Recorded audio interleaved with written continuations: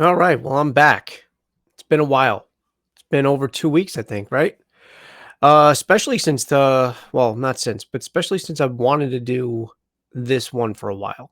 And I waited because I thought maybe I'd come on here and do a live stream. Maybe I'd come on here with a couple of people or at least one person that's seen it to talk about it with me. But that hasn't been the case. And look, the movie's been out since Memorial Weekend, so I didn't want to wait too long.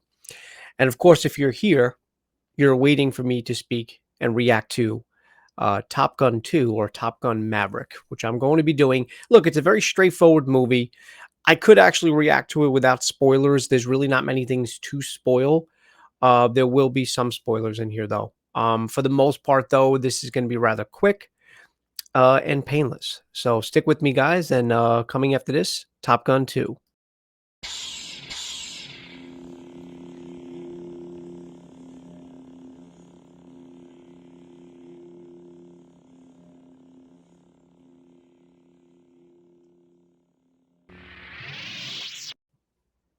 I feel rusty. It's been a while. Seriously, guys. I don't know. Plus, I hate recording. I much rather do live streams. I much rather do a live stream with people, other than myself talking and listening to myself. But look, this is what I got to do. Just want to get this video out there. So, um, before I went to see the movie, I think I seen it early June. I didn't see it when it first came out, and my only regret is I didn't get a chance to see it in IMAX, which I normally like to see movies like that. I mean, I generally like to see all movies in IMAX, but if they're not warranted, if it's not like if you're not going there for like the visuals and the sound and whatever, and it's just like a regular, rom com or anything like that, I don't care if it's an IMAX. But for this type of movie, I really did want to see it in IMAX, but unfortunately, I went to meet a friend whose theater near him did not have it as an option. So, but other than that, look, the reviews for this movie before I went in were amazing. And I was worried because generally when a movie's hyped up and it's got a good buzz, it can go one or two ways. You can go in, you could love it, or you can just go in and be disappointed because it was so hyped up. But this movie definitely lived up to the hype. I think it definitely adds more character to the film if you're going in uh, with that old school, that nostalgic, the nostalgic glasses and the nostalgic lenses. I'm not saying that you have to be a fan of the first one or you had to have been, alive when the first one came out and, and to enjoy this film. I think separately and by itself, it definitely is a great movie, but it definitely adds to it as well. And I know I said definitely way too many times, but anyway. So going into this film, I had a lot of high hopes, and I did enjoy it from start to finish. From the very beginning of the film, the title card, you hear "Danger Zone" right off the bat, and it just takes you back. It really does, and that's what I was saying about that the feels and the nostalgia. And a character that's been a character in Pete Mitchell since 1986. So it's been a long journey, and it's been a long time since the first one came out. But it had emotional elements. Obviously, callbacks to Goose. Um, Iceman, played by Val Kilmer, which I don't know if all of you are aware of Val Kilmer's situation, but I believe he was suffering from throat cancer and he had to have surgery, so he can't really speak. So his parts in this film were voice generated. They weren't really him speaking, and you felt that because they wrote it in that way into the movie. They incorporated it into that movie where he got sick again and he got I guess a tumor or something like that, and it came back and it disallowed him to talk. So there was that interaction between him and Maverick that you feel because I mean it's both for two reasons. One, because it's a character that we know from the original film, and they obviously have bonded since. It was a lot of back and forth between those characters in the original film, and then by the end of the movie, he says you can be my wingman anytime, and obviously Maverick says you can be mine. So he helps Maverick out a lot. He does. He gets him out of a few pickles in this movie, or I mean, and of course throughout his life. And he brings Maverick in for a really big mission to help teach these young group of kids for the next class of Top Gun. Um, but yeah, the scene between him and Iceman, Val Kilmer, definitely had a lot of emotional weight, and like I said, it definitely added to it because of the fact he's dealing with that in real life. So you had that, you had those elements, you had the goose elements with his son now played by Miles Teller, which I don't know why people were shocked. I kind of knew that going in. I don't know if everybody knew that, but I knew he was playing Goose's son.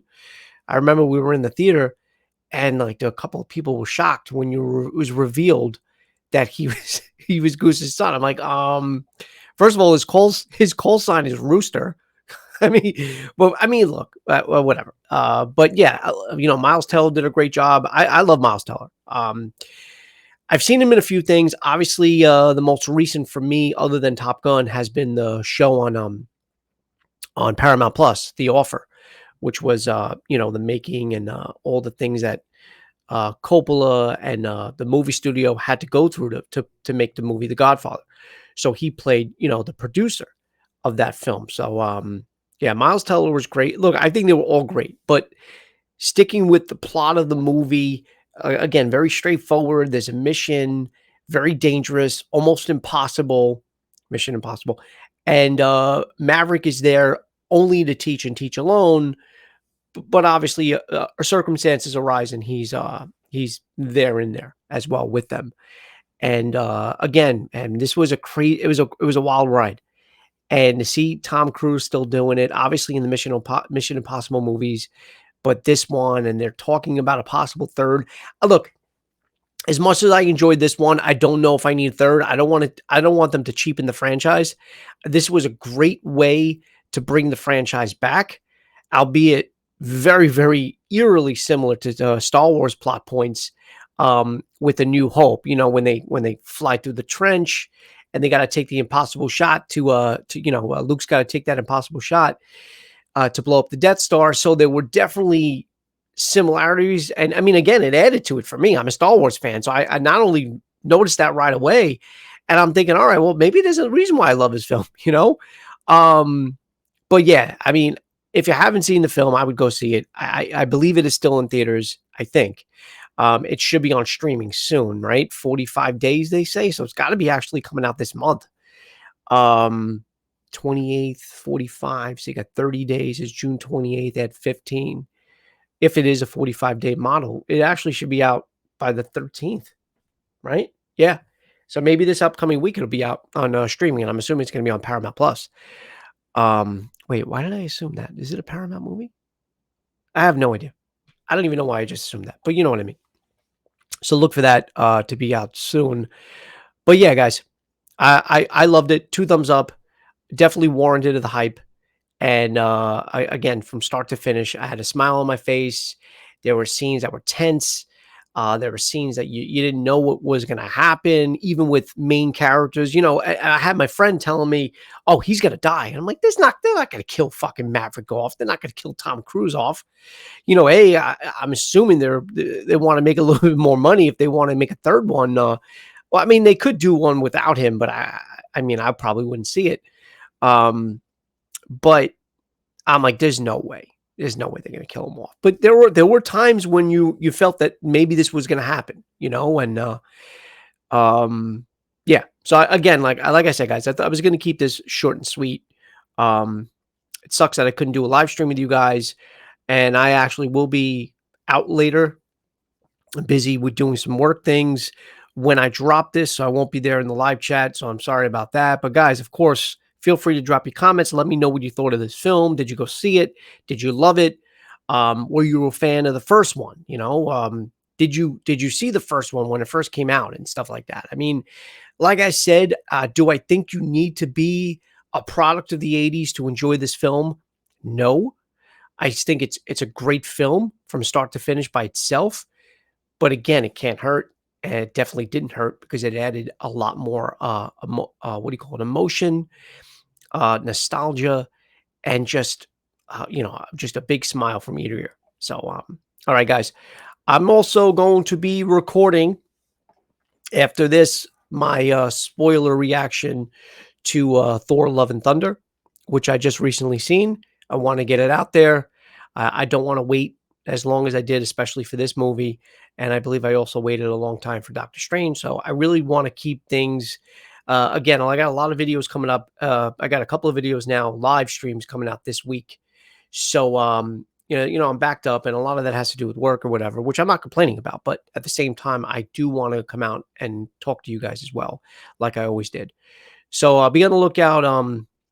Tentatively scheduled for Wednesday is Stranger Things spoiler talk, and I'm sorry, Monday. That's tomorrow. I think, yeah, tomorrow is Stranger Things spoiler talk, and Wednesday will be The Boys season 3 spoiler talk. So look out for those guys. And obviously, if you're watching this, which you will be recorded, you're gonna be watching this later. My Thor: Love and Thunder spoiler review or spoiler reaction and talk, whatever review, will also be out at the same time. So, guys, enjoy the rest of your Sunday, and I will see you all really soon.